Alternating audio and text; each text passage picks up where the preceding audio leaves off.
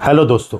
आज मैं आपका ध्यान दिल्ली हाईकोर्ट के एक महत्वपूर्ण फैसले की ओर दिलाना चाहता हूं, जिसमें पत्नी और बच्चों के गुजारे भत्ते यानी मेंटेनेंस अमाउंट के लिए जरूरी गाइडलाइंस दिशा निर्देश दिए गए। जस्टिस स्वर्णकांत शर्मा ने स्पष्ट किया कि गुजारा भत्ता मेंटेनेंस का ऑर्डर अनुमान या अटकलबाजी के आधार पर नहीं हो सकता।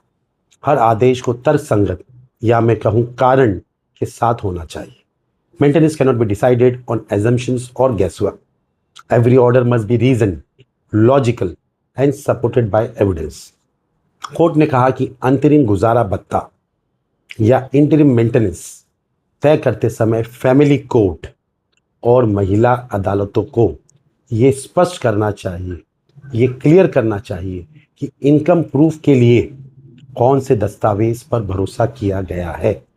अनुमानित इनकम, अप्रॉक्सीमेट इनकम या कमाई की क्षमता, अर्निंग कैपेसिटी क्या मानी गई है। अप्रॉक्सीमेट इनकम और अर्निंग कैपेसिटी क्या प्रिज्यूम की गई है।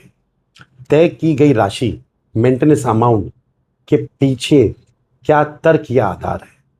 जस्टिस शर्मा ने कहा कि गुजारे भत्ते का आदेश कोई औपचारिक नहीं है, बल्कि ये सीधे उस व्यक्ति के जीवन और गरिमा से जुड़ा है जो स्वतंत्र इंडिपेंडेंट इनकम के बिना संघर्ष कर रहा है।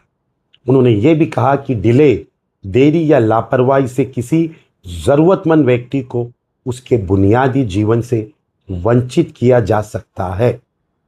कोर्ट ने यह भी कहा कि यदि पत्नी पहले से नौकरी करती थी या एजुकेटेड या शिक्षित थी, तो इसका यह अर्थ ये मतलब नहीं कि वह आर्थिक रूप से स्वतंत्र है। घर और बच्चों की देखभाल में दिए गए वर्षों ने उसकी रोजगार और संभावना को प्रभावित किया होगा।